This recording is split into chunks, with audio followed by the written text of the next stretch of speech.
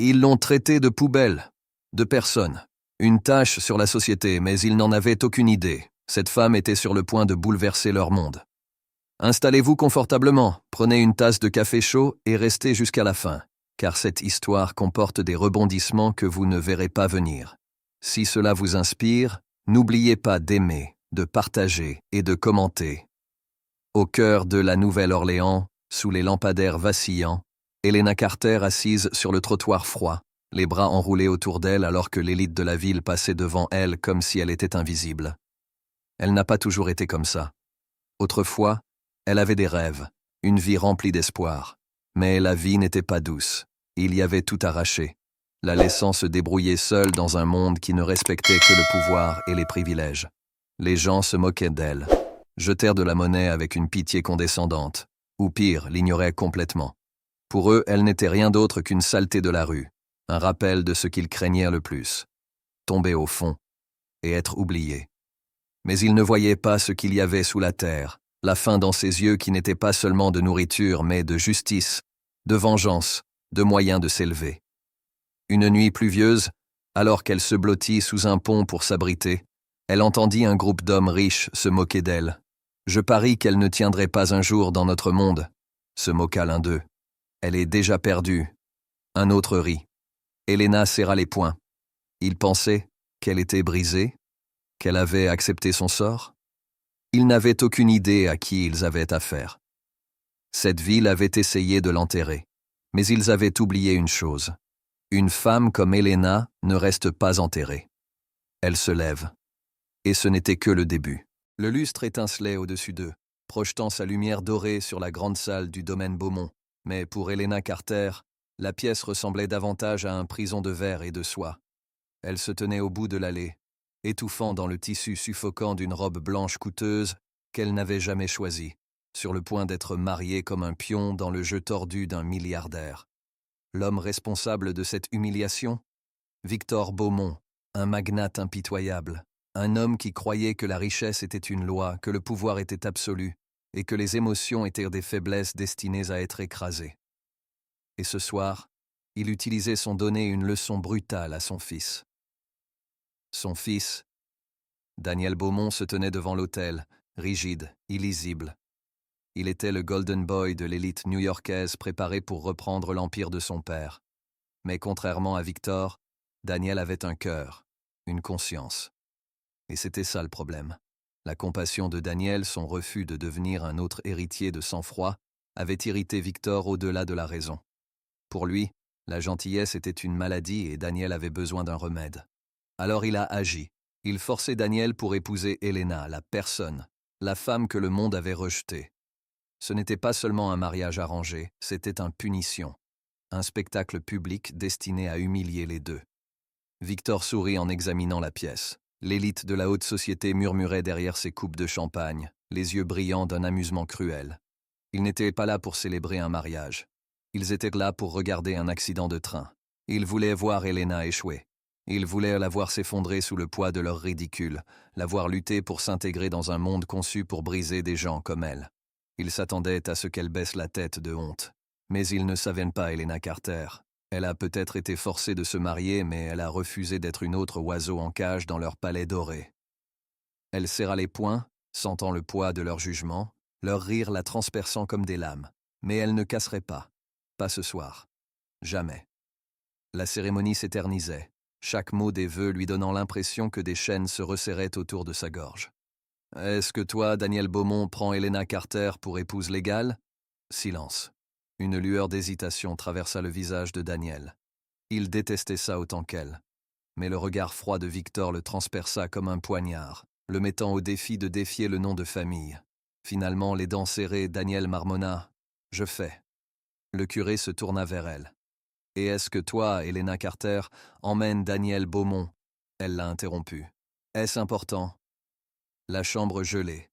Des murmures se répandirent dans la foule, des halètements s'échappant de leurs lèvres peintes.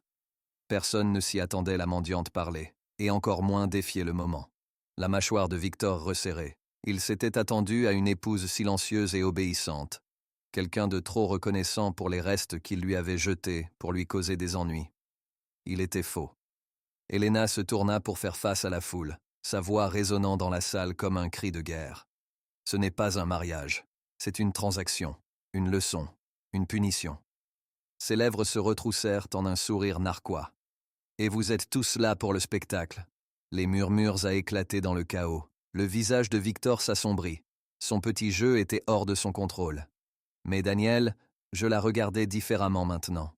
Pour la première fois cette nuit-là, il vit quelque chose au-delà du passé en lambeaux, au-delà de la cruauté de son père. Il a vu une femme qui a refusé de se laisser écraser. Lorsque le prêtre les déclara mari et femme, il n'y eut ni applaudissements, ni joie, juste la froide et dure prise de conscience que ce n'était que le début. Alors qu'ils marchaient ensemble dans l'allée, Daniel murmura dans sa barbe « Vous venez de vous faire un puissant ennemi ». Elena ne broncha pas. Elle tenait la tête haute, regardant droit devant elle, comme si le monde ne la surveillait pas à chaque pas. « Non », dit-elle d'une voix ferme. « Victor Beaumont vient de le faire. Si vous êtes du côté d'Elena, commentez « Je suis avec elle » et abonnez-vous. Si vous pensez que Victor est sur le point de le regretter, appuyez sur le bouton « J'aime » et continuez à regarder. Les murs du manoir Beaumont n'étaient pas faits de marbre et d'or, pas à Elena. Pour elle, ils étaient un bar. Cet endroit n'était pas une maison, c'était un cage doré, conçu pour étouffer, pour lui rappeler sa place. Elle avait passé ses premiers jours comme Madame Beaumont, enduré tout cela, les jugements silencieux, les moqueries murmurées, le poids étouffant de l'attente. Elle avait joué leur jeu, leur laissant penser qu'elle n'était rien d'autre qu'une fille brisée vêtue de soie, quelqu'un qu'ils pourraient modeler ou jeter à volonté. Mais ils l'avaient sous-estimée. Ils l'avaient tous fait. Elena Carter avait survécu à l'enfer, et elle n'allait pas se laisser mettre en pièces par une meute de vautours bien habillés. La première fois qu'elle a rencontré le reste de l'élite de Beaumont, c'était au cours d'un dîner extravagant, du genre qui dégoulinait de richesse et de venin dans une mesure égale. L'air était chargé de fumée de cigares et de condescendance. Victor était assis au bout de la table et l'observait comme un chasseur évaluant sa proie. « Je sais, Elena », ricana une des femmes en faisant tournoyer du vin dans son verre de cristal. « Dites-nous, que fait une fille comme vous toute la journée? S'adapter à ce monde doit être accablant. » Les rires résonnèrent à travers la table. Elena sourit. Qu'il pense qu'elle était faible, qu'il la sous-estime. Elle jeta un coup d'œil à Daniel, mais il était toujours aussi illisible. Peut-être attendait-il de voir si elle se coucherait, si elle prouverait à son père qu'elle avait raison, qu'elle n'avait pas sa place. Au lieu de cela, elle se pencha en arrière sur sa chaise, croisant leurs yeux avec un calme défi. « Un ajustement? Non, dit-elle doucement en levant son verre. J'observe juste, j'apprends. » Le sourire de Victor hésitant. La table resta silencieuse pendant un temps trop long. Elena avait à lancer le premier coup de poing et ils ne s'y attendaient pas.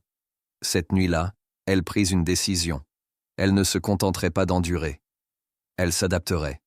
Elle se battrait. Ils pensaient qu'elle était un rat des rues se faisant passer pour une reine. Mais ce qu'ils n'ont pas réalisé, c'est que les survivants sont les joueurs les plus dangereux. Elle passait ses nuits étudier, pas seulement des livres, mais des gens. Leurs mouvements, leurs faiblesses, leur soif de contrôle. Elle a appris la danse complexe de la richesse et du pouvoir, comment l'influence s'échangeait comme une monnaie. Elle a écouté. Elles n'ont mémorisé, alliances, querelles. Elle a commencé à comprendre que le pouvoir n'était pas seulement une question d'argent, c'était aussi une question de pouvoir. Information, levier, savoir quel fils tirer. Et petit à petit, elle a commencé tyran. Victor pensait toujours que c'était une blague, une petite inconvénient qui finirait par s'effondrer sous le poids de ce monde. Alors, quand arriva le premier gala de charité de la saison, je n'ai pas pris la peine de la prévenir. Il voulait la voir échouer, la voir humiliée devant les gens les plus puissants de New York. Mais Elena est venue préparée. Elle est entrée dans ce gala non pas comme une mendiante vêtue d'une robe empruntée, mais comme une femme qui avait appris les règles du jeu. Et elle les a jouées parfaitement. Quand la femme d'un sénateur se moquait de sa robe, Elena, j'ai transformé l'insulte en compliment si doucement que la femme n'avait d'autre choix que de rire. Lorsqu'un cadre a sous-estimé son intelligence, elle lui a répondu ses propres stratégies commerciales, enveloppées dans une question si pointue qu'elle le fit trébucher. Quand Victor l'observait de l'autre côté de la pièce, s'attendant à la voir patauger, il l'a vue prospérer à la place. Pour la première fois, son amusement se tourna vers autre chose, quelque chose de plus proche du malaise. Cette fille ne cassait pas. Elle était soulèvement. À la fin de la nuit, les gens ne parlaient en plus la fille de la rue plus. Ils chuchotaient à propos d'Helena Carter, la femme qui n'était pas censée appartenir à la société, mais qui l'a fait. Et pour la première fois, Victor Beaumont savait qu'il avait commis une erreur. Parce que ce n'était pas la fille faible et impuissante qu'il pensait pouvoir contrôler. C'était une femme qui ne faisait pas que survivre, elle ripostait. Le manoir Beaumont, c'était une prison, mais la nuit, c'est devenu autre chose. Un champ de bataille, un terrain d'essai, un espace où Helena Carter a refusé d'être effacée. Les murmures de l'élite la suivaient toujours comme des ombres. Un rat des rues dans une cage en soie, mais ils ne la connaissaient pas. Ils ne connaissaient pas le feu en elle, la tempête qui refusait de s'apaiser.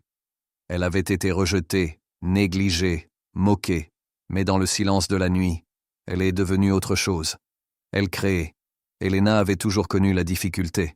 Mais avant que la vie ne l'ait mise à nu, avant que le monde ne lui apprenne que survivre signifiait serrer les poings au lieu de tenir les pinceaux, elle avait quelque chose de pur, elle avait art. Bien avant qu'elle dorme sur des trottoirs froids, bien avant d'être contrainte à une vie qu'elle n'a pas choisie, Helena avait peint. Pas pour l'argent, pas pour validation, mais parce que c'était la seule chose qui l'a jamais fait se sentir vivante. Enfant, elle avait dessiné au dos des serviettes de restaurant, esquissé dans les marges de vieux journaux. Et quand elle n'avait rien, elle utilisait les murs des bâtiments abandonnés dans lesquels elle se cachait, transformant des briques couvertes de crasse en explosions de couleurs et de défis.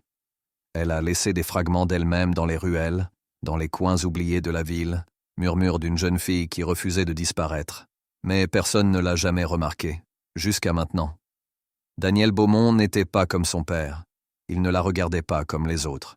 Et une nuit, il l'a trouvée là où elle se sentait le plus en sécurité, seule, dans le noir, perdue dans un monde de couleurs et de lumière. Elle n'avait pas voulu qu'il voie. Elle s'était réfugiée dans une partie inutilisée du domaine, une pièce cachée, à l'écart du monde. Les murs étaient vierges, vides, une toile implorant la vie. Et donc elle leur a donné vie. Elle travaillait en silence, laissant ses mains bouger comme elle le faisait autrefois, avant d'avoir appris à craindre le poids du jugement. Elle peignait des histoires sans mots. La fille qu'elle était, la femme qu'elle était en train de devenir, la douleur qu'elle a portée, les batailles qu'elle a menées, la rage et la beauté de la survie elle-même. Elle ne s'attendait pas à ce que quiconque le voie. Mais Daniel l'a fait.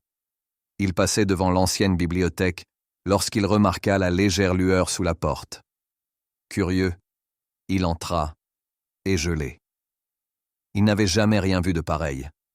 La fille qu'il pensait connaître, celle qui se tenait debout à la table de son père, qui refusait de s'incliner même lorsque le monde l'exigeait, était plus qu'un simple survivant. Elle était une artiste, une force, une tempête qui attend de se déchaîner. Et à ce moment-là, Daniel, je l'ai vu pour la première fois. Pas comme la femme que son père avait forcée à entrer dans sa vie. Pas comme la fille de la rue, mais comme quelque chose bien plus grand. « C'est toi qui as fait ça », demanda-t-il en brisant le silence. Helena se tourna, surprise, son instinct prêt à se battre, à défendre. Mais Daniel ne se moquait pas d'elle. Il ne riait pas. Il était en admiration. « Pourquoi est-ce important ?» dit-elle d'une voix aiguë, s'attendant au pire. Mais Daniel se contentait de regarder les couleurs, l'émotion brute éclaboussant les murs. « Parce que le monde a besoin de le voir », se moqua-t-elle en secouant la tête. « Le monde ne se soucie pas des gens comme moi. » Daniel croisa son regard, sérieux, déterminé. « Alors nous les ferons s'en soucier. » Helena avait passé sa vie à se faire dire qui elle était et quelle était sa place. Elle avait été définie par les autres, par leur jugement, leur cruauté, leur refus de voir au-delà de leur propre monde. Mais pour la première fois, elle allait se définir. Daniel n'admirait pas seulement son travail, il se battait pour cela. Il tirait les ficelles, passait des appels, utilisait toute son influence. Et pour la première fois de sa vie, l'art d'Helena Carter n'était pas caché dans l'ombre.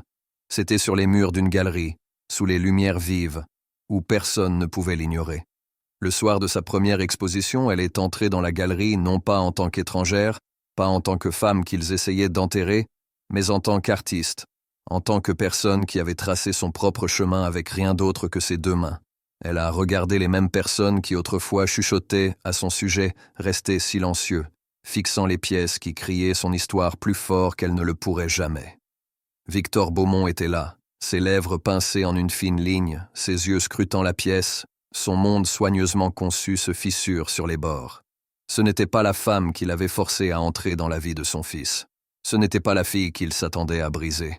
Elle avait la battue à son propre jeu. Helena croisa son regard à travers la pièce, levant le menton. Elle n'avait pas besoin de mots. Le message était clair. « Je ne te possède pas. Tu ne l'as jamais fait. » Et alors que le monde la voyait enfin, je l'ai vraiment vue. Helena Carter savait que ce n'était que le début. Le monde de l'art n'a jamais vu quelqu'un comme elle auparavant. Selon vous, que se passera-t-il ensuite? Commentez vos prédictions ci-dessous, et si vous devinez juste, vous verrez peut-être votre nom dans la prochaine vidéo. La soirée de l'exposition en galerie aurait dû être une affaire tranquille. Encore un rassemblement insignifiant de l'élite, où le pouvoir et la richesse se félicitaient d'un champagne hors de prix et d'un art qu'ils prétendaient comprendre. Mais cette nuit était différente, parce que ce soir, le nom d'Helena Carter était inscrit sur les murs. Et les gens qui avaient s'est moqué d'elle, a chuchoté à son sujet, l'a rejeté comme un embarras passager. Ils étaient maintenant obligés de tenez-vous devant son travail et faites face à la vérité indéniable. Helena n'était pas une erreur. Ce n'était pas une blague. Elle était une menace. Les chuchotements ont commencé tôt. Au début, les invités n'avaient même pas réalisé qui était l'artiste. Ils ont admiré les pièces audacieuses et saisissantes, l'émotion brute qui saignait de chaque trait, le talent indéniable de quelqu'un qui avait vécu le feu et peint les cendres. Les critiques d'art murmuraient en signe d'approbation, certains même avec admiration. « Qui est l'artiste » a-t-on demandé. « Un nouveau nom sur la scène » répondit un autre en parcourant la brochure de la galerie. « Helena Carter. » Et puis la réalisation frappait. Hélène. Que Hélène. Le affaire de charité.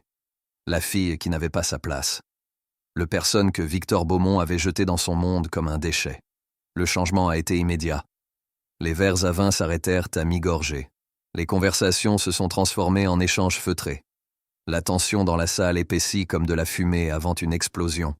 Parce que si Helena Carter se tenait ici ce soir, non pas comme une femme brisée ni comme une honte, mais comme une artiste dont le travail attirait l'attention, alors il s'était trompé à son sujet. Et rien ne les terrifiait plus que de se tromper. Victor Beaumont regardait de l'autre côté de la pièce, son expression illisible. Mais à l'intérieur il était bouillonnant. Cela n'aurait jamais dû arriver. Helena était destinée à être effacée, noyée sous le poids du jugement de la haute société, laissée implorante pour être acceptée dans un monde qui ne la lui donnerait jamais. Au lieu de cela, elle avait pris le rejet du monde, sa cruauté et l'a transformé en quelque chose d'imparable. L'épouse d'un sénateur se moqua, son bracelet de diamant attirant la lumière alors qu'elle désignait l'un des tableaux d'Helena. Tout cela est tellement agressif. Un homme à côté d'elle hocha la tête. Brut, presque troublant. Ils ont essayé de trouver quelque chose. Rien pour la diminuer, mais la vérité flottait dans l'air comme une tempête inévitable. Hélène, ce n'était plus une affaire de charité. Elle était la femme qu'ils ne pouvaient pas ignorer. Et pour des gens comme eux qui ont passé leur vie à faire en sorte que le pouvoir n'appartienne qu'à quelques élus, c'était la plus grande insulte de toutes. Victor le sentait. La perte de contrôle, le changement de pouvoir. Il ne s'agissait pas seulement d'une fille qui avait osé s'élever au-dessus de son rang. Il s'agissait de les fissures qui se forment dans les fondations qu'il avait passé sa vie à construire. Si Helena Carter, la femme qu'il avait humiliée, rejetée, sous-estimée, pouvait entrer dans cette pièce et garder la tête haute, alors qu'est-ce que cela signifiait pour lui? Les autres? Cela signifiait que leurs règles pouvaient être enfreintes. Cela signifiait leur contrôle n'était pas absolu. Et ça, c'était dangereux. La mâchoire de Victor se serra lorsqu'il entendit l'un des critiques parler. C'est quelque chose que nous n'avons pas vu depuis des années. Une passion véritable et sans filtre. Ce n'est pas seulement de l'art, c'est une déclaration, une rébellion. Un rébellion. La prise de Victor sur son verre se resserra. Il ne s'agissait pas seulement de peinture. C'était sur le pouvoir. Et Helena Carter le reprenait. Helena pouvait sentir leur regard. Elle entendait les murmures, la condescendance à peine voilée, les lapeurs déguisées en moquerie. Mais rien de tout cela n'avait d'importance. Parce que ce soir, elle ne l'était pas leur jouet. Elle n'était pas leur erreur d'être oubliée, elle était la tempête qui était arrivée sans y être invitée et qui n'allait pas repartir de sitôt. Victor croisa son regard depuis l'autre bout de la pièce, son visage froid, illisible. Elena sourit, elle avait gagné cette manche, et elle venait juste de commencer. L'air à l'intérieur du Galerie Montgomery était plein de richesse et d'arrogance. Les lustres projettent une lueur dorée sur la mer de costumes sur mesure, écoles drapées de diamants, leurs propriétaires sirotant du champagne, échangeant des compliments creux, leurs conversations empreintes de pouvoir. Ils étaient ici pour une autre exposition d'art, une autre nuit de indulgence vide où ils pouvaient prétendre qu'ils appréciaient la créativité tout en ne se souciant que des étiquettes de prix. Mais ce soir n'était pas qu'une autre nuit. Ce soir, c'était la soirée d'Elena Carter, et ils n'avaient aucune idée de ce qui allait arriver. Elena se tenait au bord de la pièce, les observant, son pouls régulier et son expression illisible. Elle attendait ce moment. En attendant de renverser les rôles sur ceux-là même qui l'avaient renvoyé, lui avait craché dessus, ridiculisé son existence. Et maintenant, il se tenait dans une galerie remplie de son travail. Sa vérité éclaboussait chaque toile, brute, sans excuse, incontournable. À précisément 21h, les lumières se sont tamisées.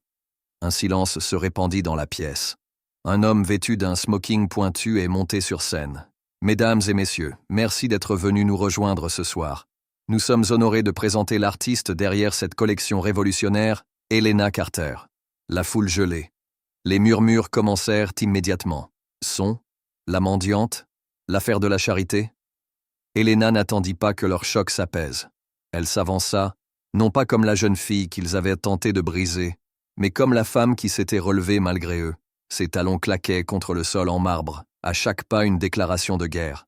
Elle prit le micro, scrutant la mer de visage, et trouvant Victor Beaumont debout, près du fond. Son visage était de pierre, mais ses mains étaient serrées en poings serrés. Bien, laissez-le le ressentir. Elle inspira lentement, puis elle rayon.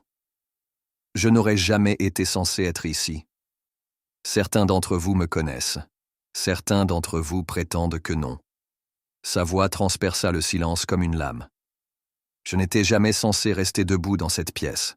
Je n'étais jamais censé survivre assez longtemps pour avoir une voix. Vous vous en êtes assuré, n'est-ce pas? Les yeux se tournèrent vers Victor, vers ses associés, vers ceux qui s'étaient moqués d'elle, alors qu'elle n'était qu'une fille dans la rue, une femme jetée dans un monde qui voulait qu'elle échoue. Vous m'avez traité de déchet. Vous m'avez traité d'erreur, une honte pour votre société. Mais regardez autour de vous. Elle montra les murs, les tableaux qui retenaient toute sa souffrance, tout son feu, toute la douleur dont il pensait qu'elle la ferait taire. Mon histoire est sur ces murs, et maintenant, vous n'avez pas d'autre choix que de la voir. La foule déplaçait inconfortablement. Ce n'était pas ce à quoi ils s'attendaient. Ils étaient revenus pour une performance, pas un conte, mais il était trop tard. Elena n'était pas finie. Elle se tourna, croisant les yeux avec Victor Beaumont, l'homme qui avait orchestré sa souffrance, qui avait tenté de la réduire à néant. « Victor Beaumont », dit-elle, sa voix inébranlable. « Est-ce que vous reconnaissez cela ?» La pièce était immobile, comme un énorme tableau a été dévoilé derrière elle. Ce n'était pas comme les autres. C'était un portrait, pas d'elle, pas de Daniel, mais d'une femme du passé. Une femme Victor avait autrefois aimée et abandonnée. Son visage vidé de sa couleur, le masque qu'il portait depuis des décennies fissuré. La pièce l'a senti. J'ai senti le changement. « C'était ma mère », dit Elena d'une voix froide. « La femme que tu as laissée souffrir. La femme dont tu as prétendu qu'elle n'avait jamais existé. » Un halètement collectif se répercuta dans la galerie. Vainqueur reculé en chancelant, saisissant le bord d'une table. Parce qu'il savait. Il a su au moment où ses yeux ont rencontré ce tableau. La ressemblance. La vérité tacite. Le sang qui coulait dans ses veines. Elena n'était pas seulement une erreur dans son monde. Elle était sa fille. Le silence était étouffant. L'air était électrique, bourdonnant sous le poids d'un secret enfoui depuis des décennies. Elena fit un pas en avant, ses yeux rivés sur ceux de Victor. « Tu pensais pouvoir m'effacer. Tu pensais pouvoir enterrer ton passé et garder ton monde parfait intact. » Sa voix endurcie, chaque mot atterrissant comme un marteau. « Mais le passé revient toujours, Victor. Et maintenant, tu ne peux plus t'en cacher. » Un murmure se répandit dans la foule. Le puissant Victor Beaumont, exposé, démasqué, défait. Pour la première fois de sa vie, il n'avait aucun contrôle. Et Elena Carter avait gagné. Personne n'a parlé. Personne n'a bougé. L'air était épais de le poids d'une révélation qui avait brisé les fondements du pouvoir. Vainqueur. Je ne pouvais pas détourner le regard du tableau. Depuis parce que à ce moment-là, il savait. Tout avait changé. Helena Carter n'était pas seulement la femme qu'ils essayaient de détruire, elle était le jugement qu'ils n'ont jamais vu venir. Et tandis qu'elle se tenait devant eux, forte et ininterrompue, inébranlable, ils ont enfin compris. Elle n'était pas là pour être acceptée, elle était là pour brûler leur monde jusqu'au sol. L'empire de Victor tremble, mais pensez-vous qu'il a fini? Tapez Power si vous pensez qu'Helena a gagné, ou Chaos si vous pensez que la guerre n'est pas encore terminée. N'oubliez pas de vous abonner pour le prochain twist. La galerie était tombée dans le silence. Pas du genre confortable, du genre suffocant, genre mortel, le genre de silence qui est venu avant une explosion. Helena Carter se tenait debout, ses mots toujours suspendus dans les airs comme un coup de feu. Elle avait déchiré les illusions de l'élite, exposé Victor Beaumont pour ce qu'il était vraiment.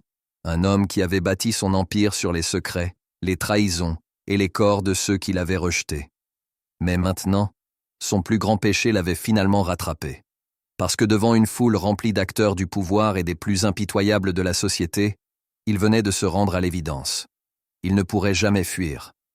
La femme qui se tenait devant lui, la femme qu'il avait tenté de détruire, d'humilier, d'effacer, était sa fille. Et pire, l'homme qu'elle avait été forcée d'épouser. Daniel Beaumont était son propre frère. Vainqueur reculé en chancelant, sa respiration étant courte et superficielle. Ses mains toujours si fermes, si commandants, tremblaient maintenant alors qu'ils agrippaient le bord d'une table. Ce n'était pas possible. Je ne pouvait pas être possible. Et pourtant, c'était. Le tableau se dressait derrière Helena, la femme sur la toile un fantôme de son passé.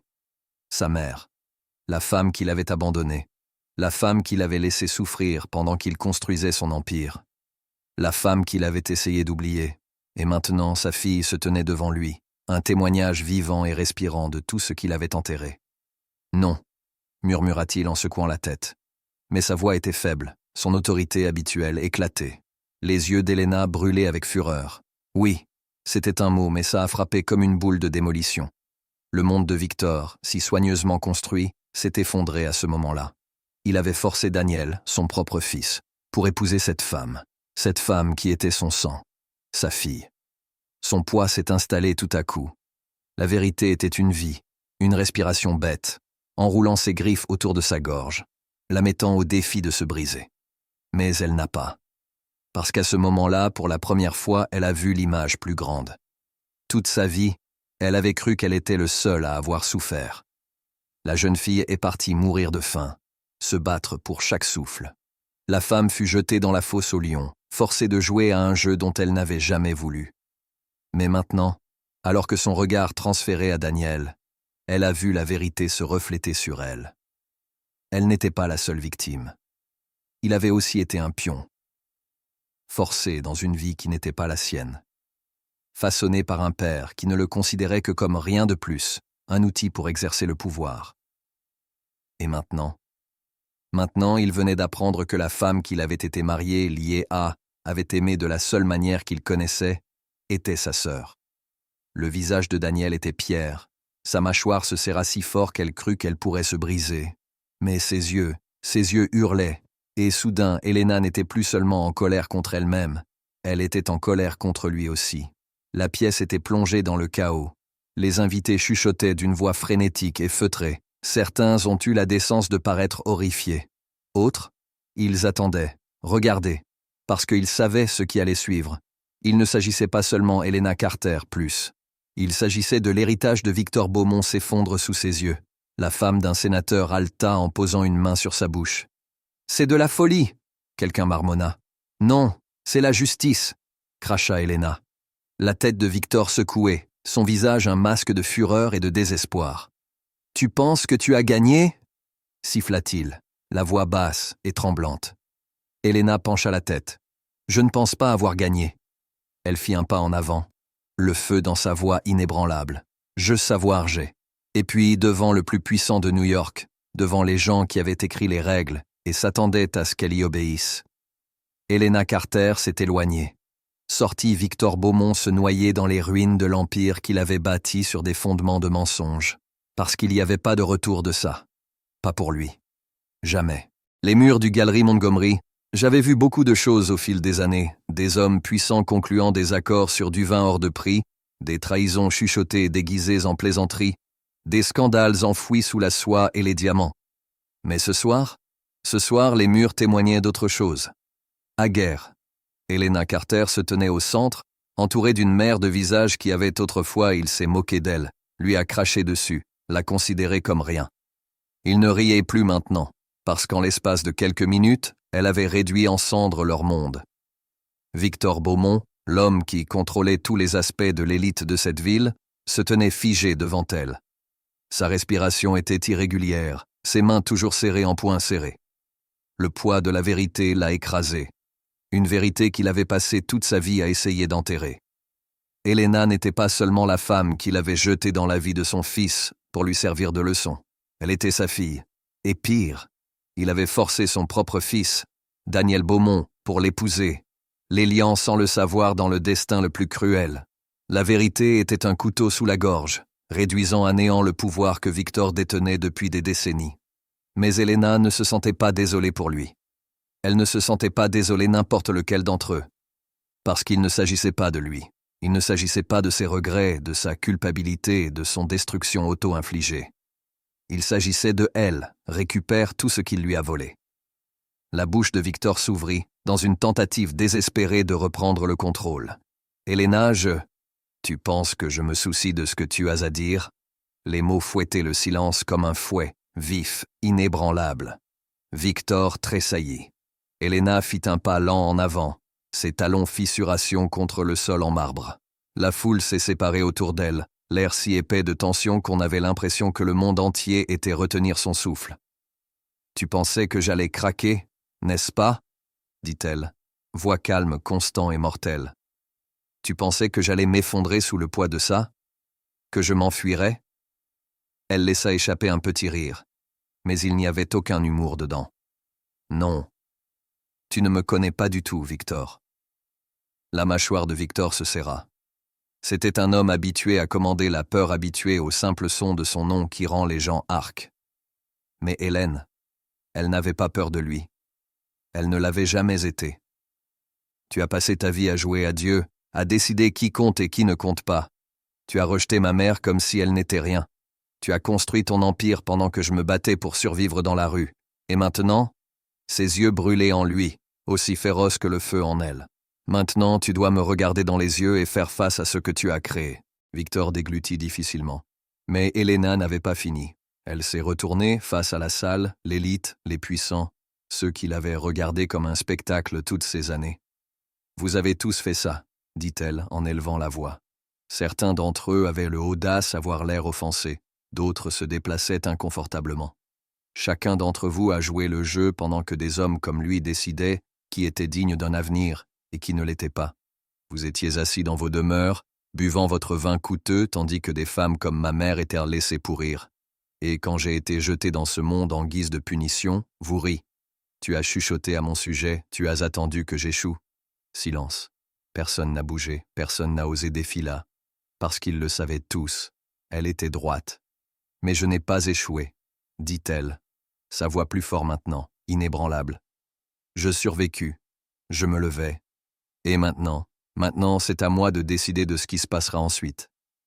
Victor regarda naufragé. C'était sa chute, jouant devant tous ceux qui le craignaient autrefois. Il avait passé des décennies à façonner un monde où le pouvoir appartenait à des hommes comme lui, où les femmes comme Helena et sa mère n'étaient rien d'autre que des notes de bas de page jetables. Mais maintenant, il se tenait debout son monde. Et pour la première fois de sa vie, il était impuissant. Helena se retourna vers lui, son expression illisible. « Je ne te possède pas. Tu ne l'as jamais fait. » Elle inspira puis porta le coup final. « Et maintenant ? Il ne t'appartient pas non plus. » Elle fit signe à Daniel. La tête de Victor se tourna vers son fils, son expression suppliant, désespérée. Mais Daniel ne se retourna pas. Pour la première fois de sa vie, il n'était pas là, l'ombre de Victor. Il était debout à côté d'elle. Et ça ? C'était le moment Victor Beaumont a tout perdu. Hélène. Je ne suis pas resté pour le voir s'effondrer. Elle a assez gaspillé sa vie avec des hommes comme lui. Au lieu de cela, elle s'est éloignée, non pas en tant que victime, non pas en tant que fille qu'ils essayaient d'effacer, mais en tant que femme qui avait repris son pouvoir. Une femme qui ne soyait plus jamais réduite au silence. Et comme les portes de la galerie s'est refermées derrière elle, le monde a enfin compris. Helena Carter était ce n'est plus la fille qu'ils ont abandonnée. Elle était la femme, ils n'oublieraient jamais. Helena vient de détruire tout l'empire de Victor. Quelle est la prochaine étape? Commentez Power si vous êtes à ses côtés et n'oubliez pas de vous abonner pour le prochain chapitre. Le poids de la nuit persistait encore dans l'air. La galerie, autrefois un champ de bataille, de scandales chuchotés et d'illusions brisées, se dressait désormais étrangement silencieux. La vérité s'est déchaînée, dévastant l'élite comme un ouragan, laissant derrière elle la destruction. Mais maintenant, il était temps de penser à la suite. Helena Carter se tenait dans la pièce vide, ses yeux scrutant les murs encore tapissés de ses peintures, chaque trait, chaque couleur. Un cri de guerre contre le monde qui avait tenté de l'effacer. Derrière elle, Daniel Beaumont se tenait debout, silencieux, sa présence lourde de la vérité tacite entre eux. Ils avaient mené des batailles qu'aucun d'eux n'avait demandées. Ils avaient aimé d'une manière à laquelle aucun d'eux ne s'attendait. Et maintenant, ils devaient pour laisser tomber. La voix de Daniel était calme lorsqu'il parla enfin. « Alors c'est ça, alors ?» Helena ne se tourna pas vers lui. « Il le faut. » Il n'y avait aucune amertume dans sa voix, aucune colère, juste acceptation. Parce qu'ils le savaient tous les deux. Ils avaient été jetés l'un dans l'autre comme des pions dans un jeu. Aucun d'eux n'avait voulu jouer. Et pourtant, contre toute attente, ils avaient reconstruit quelque chose de réel, quelque chose de brut, d'incassable. Mais ce n'était pas le cas censé durer. Pas comme ça. Daniel expira brusquement, les mains serrées sur les côtés. « Je n'ai jamais voulu que ça t'arrive. » Sa voix se brisa, juste un peu. Pour nous. Helena se tourna finalement, ses yeux rencontrant les siens. « Je sais. » Et elle l'a fait. Daniel Beaumont avait été né dans un monde de pouvoir et de privilèges, mais il n'avait jamais été comme eux. Il n'avait jamais été comme son père. Il s'était battu pour elle. Je me tenais à ses côtés quand le monde voulait qu'elle tombe. Mais l'amour? L'amour n'était pas suffisant pour réparer les débris laissés sur place. Et Helena Carter, elle n'était pas le genre de femme qui laisse le passé définir son avenir. « Que se passe-t-il maintenant ?» demanda Daniel. Helena se tourna vers le tableau devant elle, celui qui avait tout déclenché. Les couleurs étaient féroces, sans vergogne. Une femme debout dans les ruines de son passé, choisir de construire quelque chose de nouveau au lieu de se noyer dans les cendres. Elle prit une profonde inspiration. « Maintenant, » dit-elle d'une voix ferme, « maintenant, j'arrête d'être une histoire racontée par quelqu'un d'autre. » Daniel fronça les sourcils, confus. « Que veux-tu dire ?» Elle se tourna complètement vers lui maintenant, son expression inébranlable.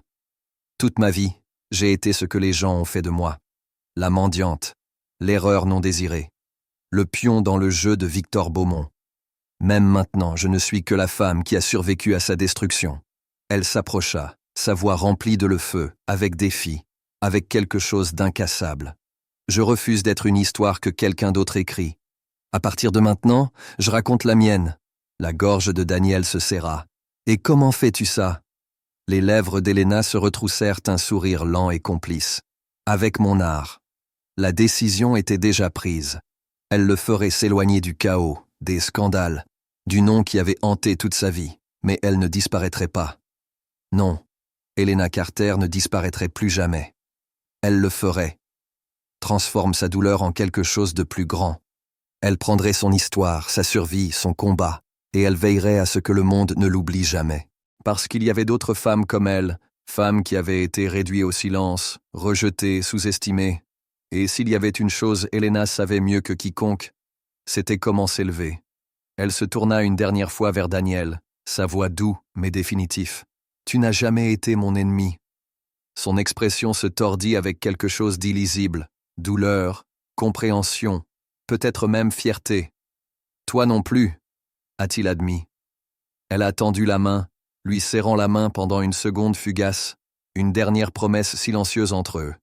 Puis elle a lâché prise. Et je suis parti.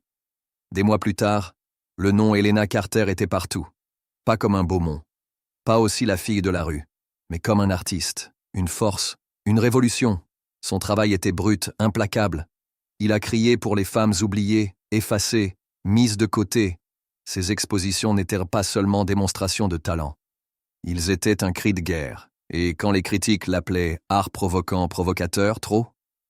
Helena Carter rit, parce qu'elle avait passé toute sa vie à être trop pour le monde qui a essayé de la faire taire. Et maintenant? Maintenant, ils étaient obligés d'écouter, parce que cette fois, elle ne demandait pas de place à table. Elle était brûlée toute cette foutue table. Le puissant Victor Beaumont était tombé. Pas comme le monde l'espérait, pas de scandale dans la presse, pas de honte publique. Non, sa chute avait été bien pire. C'était arrivé en silence, derrière des portes closes, à l'intérieur même des murs du pouvoir qu'il avait autrefois gouverné. Il avait perdu le contrôle, son empire, son héritage. Mais rien de tout cela comparé à ce qu'il a vraiment brisé. Il avait perdu Helena Carter, sa fille, la femme qu'il avait abandonnée avant même sa naissance, effacée de son histoire comme si elle n'avait jamais compté. Seulement, elle comptait, et le monde le savait désormais. Victor Beaumont n'était pas un homme qui mendiait. Ce n'était pas un homme qui demandait grâce, pardon, seconde chance. Et pourtant, alors qu'il se trouvait au milieu des ruines de sa vie, il réalisa quelque chose. C'était sa dernière chance. Il ne pouvait pas changer ce qu'il avait fait. Il ne pouvait pas réécrire les années de douleur qu'il avait causées, mais il pourrait choisir ce qui est arrivé ensuite. Et ainsi, pour la première fois de sa vie, Victor Beaumont a choisi de se battre pour autre chose que lui-même.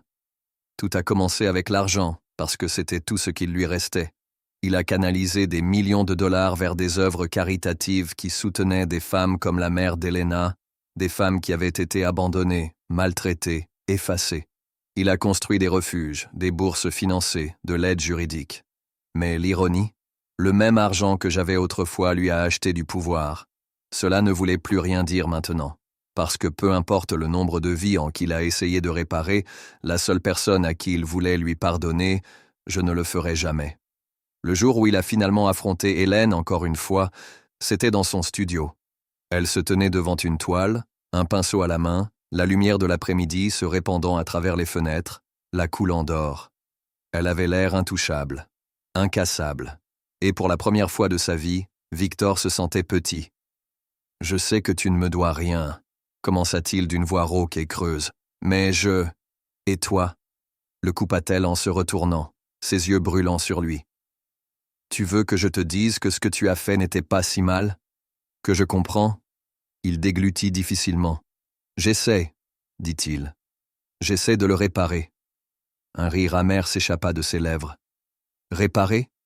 Elle fit un pas en avant, et pendant une fraction de seconde, il a vu sa mère dans ses yeux. « Tu ne peux pas réparer ce que tu m'as fait. Tu ne peux pas réparer ce que tu as fait à ma mère. » Sa voix était acier, tranchant, impitoyable. « Vous ne pouvez pas dépenser de l'argent là-dessus et appeler cela une rédemption, Victor. Ce n'est pas comme ça que ça marche. » Il tressaillit au son de son nom sorti de ses lèvres. « Alors qu'est-ce que je fais ?» demanda-t-il, et pour la première fois, sa voix n'était pas la voix de Victor Beaumont. Le milliardaire, le faiseur de rois, l'intouchable. C'était la voix d'un homme qui avait tout perdu. Helena l'observa un long moment, puis expira en secouant la tête. « Vous ne rachetez pas le passé, mais vous pouvez utiliser ce qui reste de votre vie pour vous assurer que personne d'autre ne souffre comme nous. » Sa poitrine lui faisait mal. « Comment ?» Elle croisa les bras. « Dites la vérité. Cela a pris des mois. Mais Victor Beaumont, un homme qui avait bâti son empire sur des secrets, sur des mensonges, sur une manipulation minutieuse de l'histoire elle-même, j'ai tout écrit. Chaque péché, chaque crime, chaque erreur. Il l'a mis sur papier, sans aucune excuse, sans aucune tentative pour adoucir le coup. Et puis, il l'a publié. Le monde était secoué.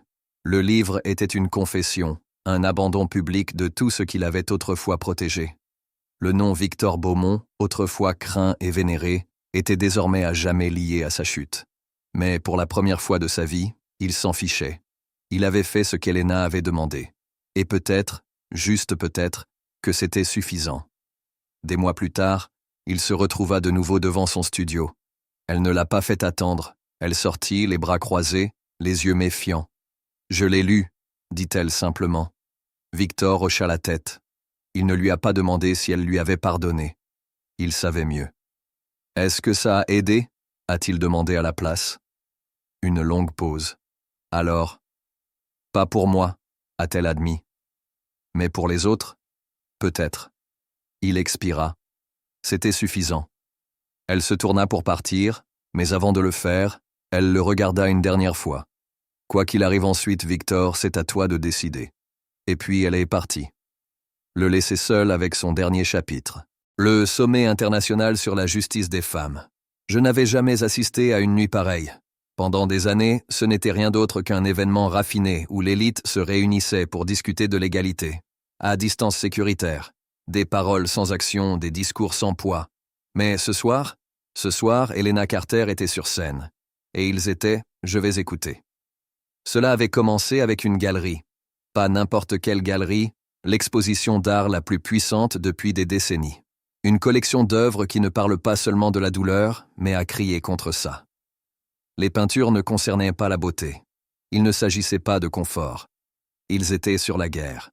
À propos des femmes qui avaient été brisées, rejetées, effacées, et avaient refusé de garder le silence.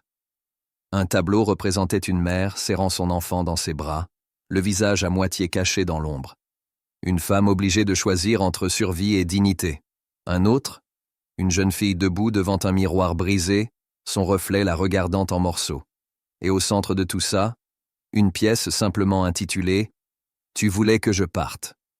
C'était un autoportrait. Le propre visage d'Helena peint en traits violents, la moitié brûlée, l'autre moitié regardant droit devant, incassable, intouchable. Les critiques l'ont appelé inquiétant.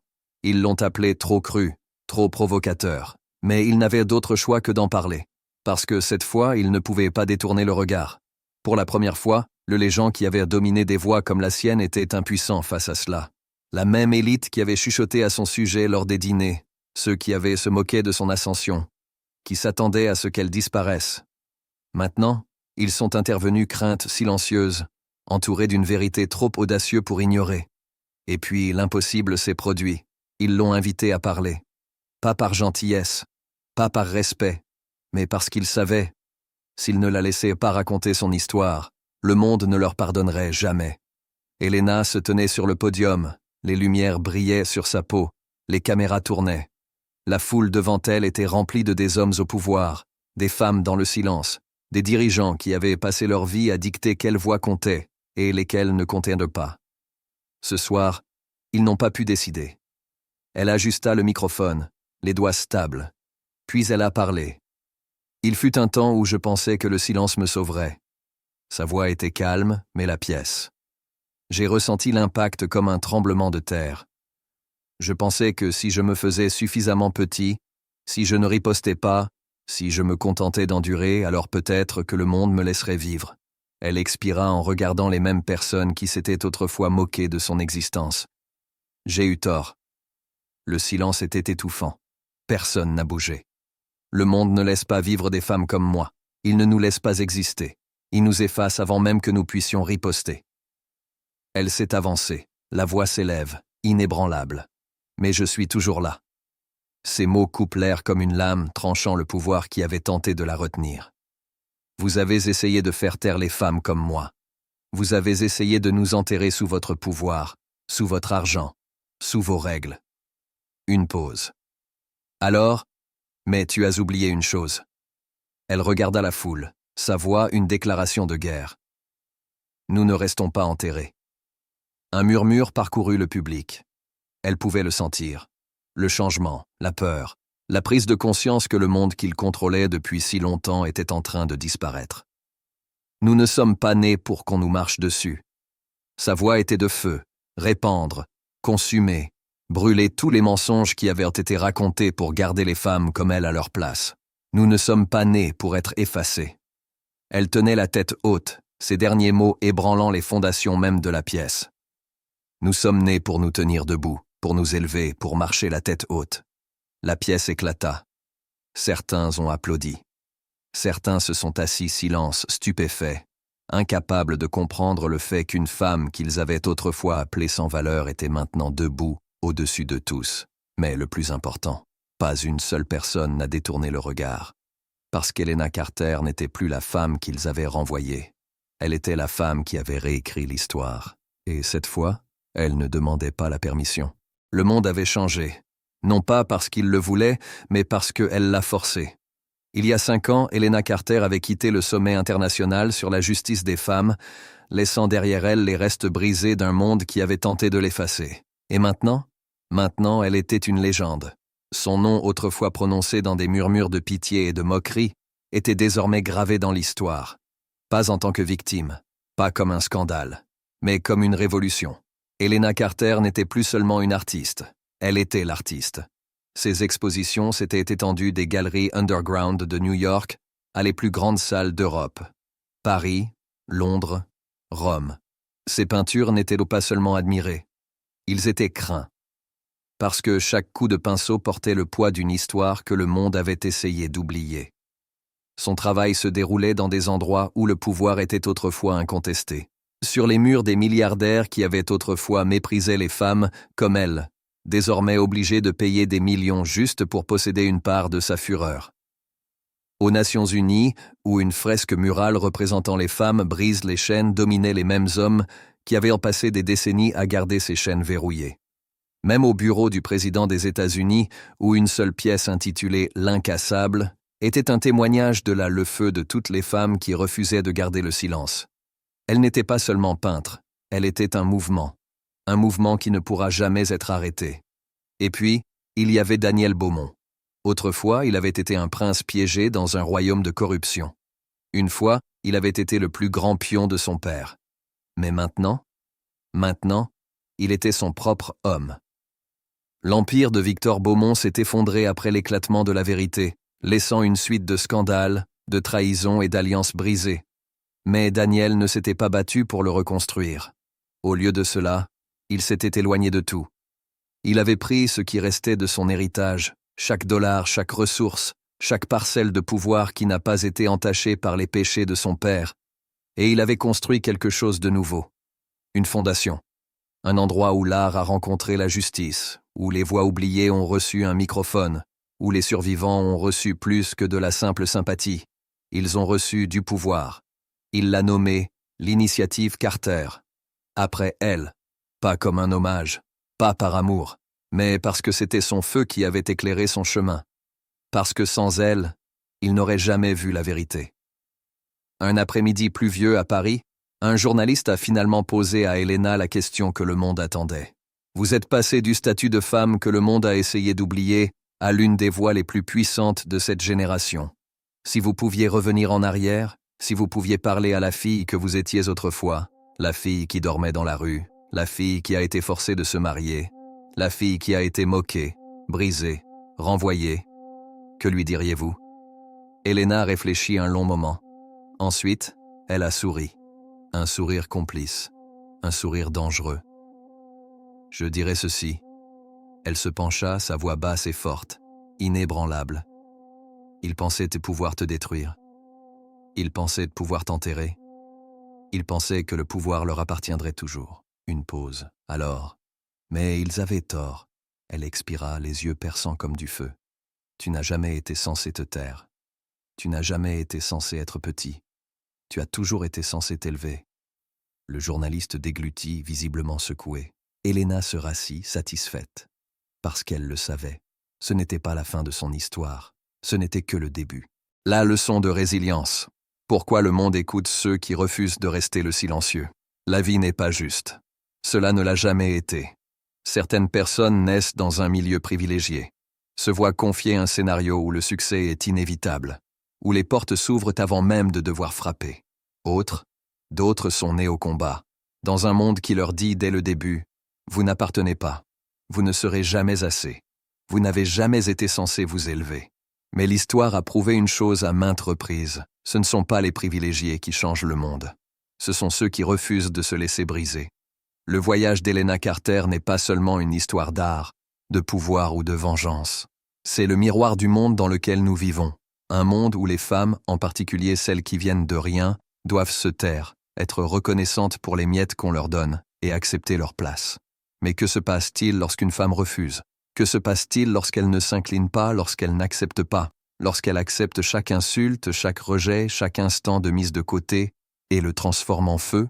Elle devient imparable. Et quand elle se lève, le monde n'a d'autre choix que d'écouter. Trop souvent, la société nous convainc que notre passé définit notre avenir, Que d'où nous venons, les erreurs que nous avons commises, ou les choses qui nous ont été faites, limiteront à jamais ce que nous pouvons devenir. Que si nous ne sommes pas nés avec le pouvoir, nous ne le détiendrons jamais. Mais voici la vérité. Le pouvoir n'est pas quelque chose qu'on vous donne, c'est quelque chose que vous prenez. Elena n'a pas eu de seconde chance. La route ne lui a pas été facile. Tout ce qu'elle a construit, elle l'a construit à partir des cendres de ce qui était censé la détruire. Et c'est la leçon. Peu importe combien de fois la vie te renverse, peu importe combien de personnes te disent que tu n'es rien, vous décidez de ce qui se passe ensuite. Vous pouvez laisser le poids du monde vous écraser, ou tu peux transformer-le en carburant. Et quand tu le fais, vous ne vous levez pas simplement. Vous montez si haut qu'ils n'ont d'autre choix que de vous voir. Chaque femme qui a été sous-estimée, négligée, rejetée, ceci est pour vous. Chaque fois que quelqu'un vous dit que vous en faites trop ou pas assez. Chaque fois que vous entrez dans une pièce et que vous avez l'impression de ne pas y appartenir. Chaque fois, on vous fait sentir petit. Vous n'êtes pas petit. Tu es une tempête qui attend de se déchaîner. Et les gens qui doutent de vous, ce ne sont pas vos ennemis. Ils sont votre carburant. Parce que la plus grande vengeance n'est pas la colère, c'est succès. Cela leur prouve le contraire. C'est devenant si indéniable que les mêmes personnes qui murmuraient autrefois à votre sujet sont désormais obligées de prononcer votre nom avec respect. Alors que fais-tu? Toi continue. Toi continuez à vous battre. Toi continuez à s'élever jusqu'à ce que le monde n'ait plus d'autre choix que d'écouter. L'histoire d'Elena Carter n'est pas seulement la sienne. Il appartient à toute personne qui a été renversée et qui a osé se relever. C'est la preuve que la survie ne suffit pas. Vous méritez plus que simplement survivre. Vous méritez de prospérer. Et surtout, être méprisé ne signifie pas que vous n'avez aucune valeur. Être écrasé ne signifie pas que vous devez rester brisé. Une femme peut tomber. Une femme peut être traînée dans la boue. On peut dire à une femme qu'elle n'est rien. Mais quand elle se relève, le monde n'aura d'autre choix que d'écouter. Alors, si cette histoire vous a touché, si vous pensez que la résilience, le pouvoir et l'estime de soi sont des choses que chaque femme mérite, alors passons le message. Frappez ça comme bouton, partagez cette histoire et s'abonnez pour plus de contenu qui vous rappelle de quoi vous êtes capable. Et dans les commentaires, dites-nous, quelle est la seule chose que vous refusez de laisser le monde vous prendre? Parce que ton histoire, c'est important. Et ça ne fait que commencer.